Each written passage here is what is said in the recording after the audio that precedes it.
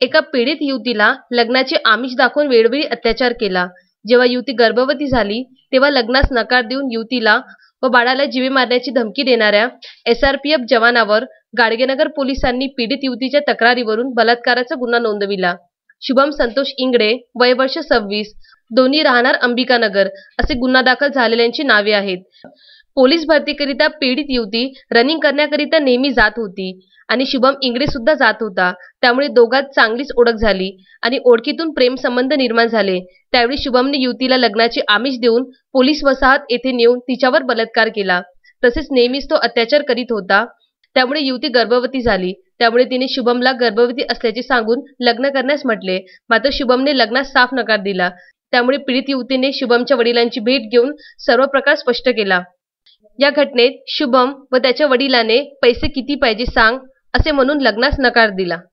तसेच पोलीस ठाण्यात तक्रार दिली तर तुला व तुझ्या बाळाला जीवाने मारून टाकेल अशी धमकी दिली। त्यामुळे पीडित युवती त्रस्त होऊन शेवटी गाडगेनगर पोलीस स्टेशन गाठले व दोघांविरुद्ध तक्रार दिली। गाडगेनगर पोलिसांनी शुभम इंगळे व संतोष इंगळे यांच्याविरुद्ध गुन्हा दाखल केला। या घटनेत संतोष इंगळेला ताब्यात घेण्यात आले। पुढील तपास गाडगेनगर पोलीस करीत आहे। Vidarbha news bureau, Amravati.